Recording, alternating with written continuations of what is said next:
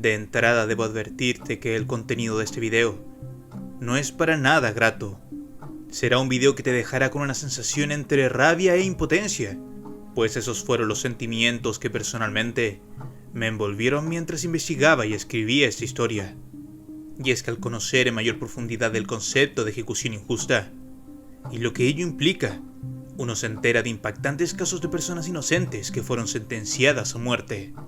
Terribles casos que nos servirán para recordarnos que en ocasiones la justicia, paradójicamente, carece de justicia.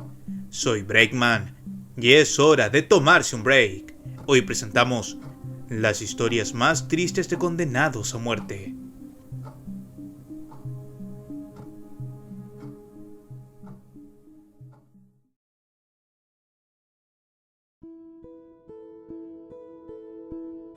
Supuestamente la justicia se creó para sancionar a aquellos que cometen delitos y perturban la paz social, pero para Joe O'Reilly, esta premisa no se cumplió. El 15 de agosto de 1936, los padres de Dorothy Drain, una niña de 15 años, encontraron a su hija en un charco de sangre cuando regresaban a casa del trabajo, en el estado de Colorado. Bárbara, la hermana menor, también había recibido un golpe en la cabeza, pero de milagro logró sobrevivir. Ante la agobiante presión hacia la policía ejercida por la prensa para encontrar pronto al responsable de tan macabro hecho, la policía capturó a la primera persona que diera con el perfil de un posible sospechoso. Ese fue Joe O'Reilly, un personaje que vivía cerca del hogar donde se cometió el crimen. Su piel oscura y su ascendencia iraní lo convirtieron rápidamente en el culpable perfecto para la policía, el primer sospechoso. Sin embargo, había algo que caracterizaba a Joe. Sufría de una discapacidad mental. Médicamente tenía la capacidad cognitiva de un niño de 5 años. Apenas podía hilar algunas palabras y era sumamente influenciable. Cuando la policía le preguntó si conocía a las niñas, este dijo que sí. Le preguntaron si pasaba tiempo con ellas, a lo que también respondió que sí. Prácticamente por no entender las preguntas, respondía a todo que sí. Sobre todo, cuando las preguntas se volvieron más agresivas. Los oficiales le gritaban, le decían que lo mejor para él era confesar el asesinato de Dorothy. De lo contrario, le pasarían cosas malas. O'Reilly, asustado por las amenazas de los agentes, confesó el crimen, tal cual como lo haría un niño si lo amenazas con que lo lastimarás. La confesión escrita no se podía llevar a cabo ya que Joe no sabía escribir. El documento señalaba que él era el autor de los golpes a la menor con un bate de béisbol. Les costó mucho trabajo que el chico lograra rayar el papel representando así su firma a la confesión. Roy Best, el director de la prisión donde estuvo encarcelado Joe, dijo que él era el criminal más feliz de todos. Y claro, no tenía la capacidad de saber qué estaba ocurriendo. Él solo seguía las órdenes que le indicaban los policías. Jamás entendió que estaba en el corredor de la muerte. Cuando le intentaban explicar que él dejaría de existir, solo sonreía y seguía distraído con su tren de juguete, un regalo de los policías que pasaron el mayor tiempo con él. Durante todos los años que pasó en prisión, jamás fue agresivo. Nunca tuvo impulsos que dieran a pensar que él pudiera agredir a alguien. Pero ya nada se podía hacer. La condena ya se había efectuado. Joe regaló a otro recluso su tren de juguete con el que se entretuvo en su celda, y partió a su ejecución. Murió el 6 de enero de 1939, por un crimen que más tarde se revelaría jamás cometió. Tuvieron que pasar 7 décadas de este hecho, para que recién en el año 2011, el gobernador del estado de Colorado, Bill Ritter, ofreciera disculpas e indultara de aquel crimen a Joe O'Reilly. Claro, como si sirviera de algo.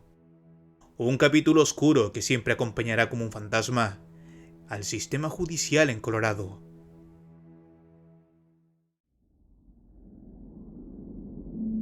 ¿Puede alguien que no sabe que lo que está haciendo está mal ser culpado por ello?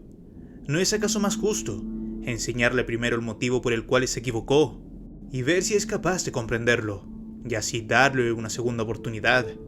Pregunta algo difícil de responder, pero que varias veces ha ocurrido en la vida real. Algo así yace en este puesto. Una historia que hasta el día de hoy, después de décadas de haber ocurrido, sigue generando controversia en Chile. A principios de la década de los 60, todo un país amanecía conmocionado por un terrible crimen. Una mujer y sus 5 hijos habían sido cruelmente asesinados. La investigación policial dio con el culpable del nefasto crimen, ocurrido en la localidad rural de Nahuel Toro. Jorge del Carmen Valenzuela Torres, un hombre prácticamente indigente, fue reconocido culpable y nombrado por la crónica policial como el Chacal de Nahuel Toro. Este hombre siempre fue un indigente analfabeto, sin familia, sin escuela, abandonado por sus padres, sin amigos, carente de valores y de toda la noción de lo bueno y de lo malo. Prácticamente fue educado en la calle, por la calle. A pesar de haber cometido el crimen, no hizo mucho por ocultar sus rastros, por ende la policía lo encontró rápidamente. Más tarde, el hombre sostuvo que aquel crimen lo cometió en completo estado de embriaguez, que ni siquiera recordaba cómo ocurrió exactamente. Como te supondrás, fue puesto inmediatamente tras las rejas. Por la naturaleza del crimen, todos exigían la pena de muerte, la cual en aquel tiempo estaba permitida en ese país.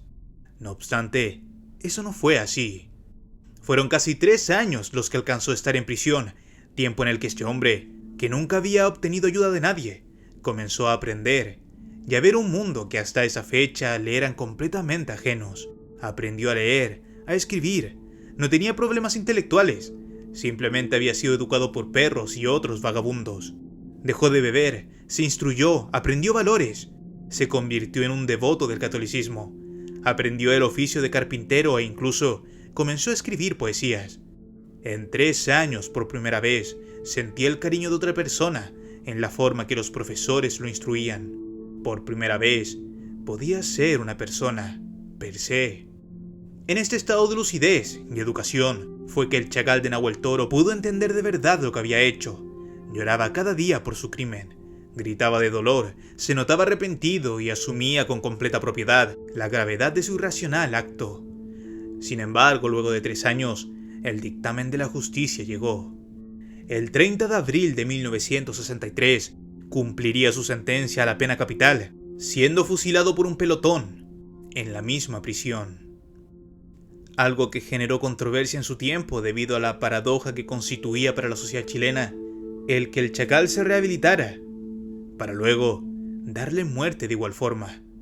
Piénsalo, se supone que la prisión es en efecto para ello, para rehabilitar a los que cometen crímenes.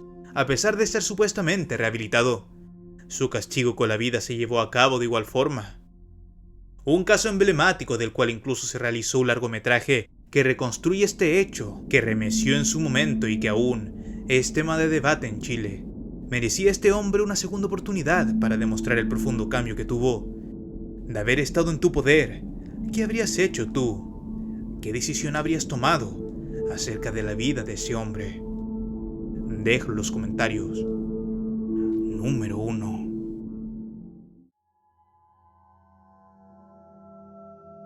En ocasiones, la fatalidad, el odio y la ignorancia también pueden llegar a la justicia.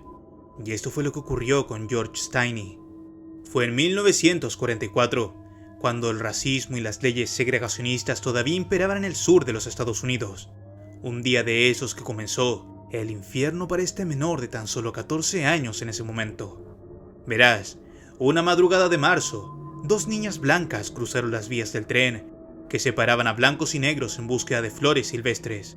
Allí fue cuando se encontraron con George, este niño quien amablemente les indicó dónde podían hallarlas. La tragedia para este joven y su familia se produjo aquella misma noche, cuando encontraron a las 2 menores fallecidas cerca de una iglesia para afroamericanos y con claros signos de haber sido abusadas. La policía del condado pronto halló al, entre comillas, culpable, a las pocas horas de los asesinatos. El detenido era George, quien inocentemente había relatado durante la búsqueda que se había encontrado a las niñas. Esto le convertiría, según la policía, en la última persona en tener contacto con las pequeñas y por ende en el sospechoso número 1 de sus muertes. A menos de un mes después del crimen, se celebró el juicio contra George. El proceso se desarrolló sin las más mínimas garantías para el acusado. El defensor ni siquiera era abogado, los jueces eran todos blancos y ni siquiera estuvo su familia presente. quien debido a las fuertes amenazas tuvieron que huir del lugar. El punto culmine de esta barbarie se desató cuando en tan solo 10 minutos George fue condenado a la silla eléctrica, muriendo de la manera más terrible e injusta que te puedas imaginar. La familia del joven luchó por justicia, la cual pudo llegar muchas décadas después, recién en el año 2014. Ese fue el año en que el juicio se reabrió y la jueza de Carolina del Sur, Carmen Tevis Mullen, declaró la inconsistencia del proceso de 1944 y la ilegitimidad de la condena. Tras la revisión de la documentación original, quedó plenamente demostrado que no había pruebas para su condena, que la defensa no actuó como tal y que la familia no pudo declarar por las amenazas. En resumen, no existió justicia alguna y su muerte se convirtió en un asesinato del Estado. Un terrible capítulo que demuestra que el odio, la segregación y la intolerancia conducen al ser humano a tomar las peores y más irracionales decisiones. ¿Has visto la película La Milla Verde? Esa película, su historia y su conclusión está inspirada en la vida de George Steiny. ¿Tenías conocimiento de alguna de estas injustas ejecuciones? ¿Conoces alguna otra? Déjamelo saber en la caja de comentarios, debido a que este video ya ha llegado a su fin. Soy Breakman y este ha sido tu break.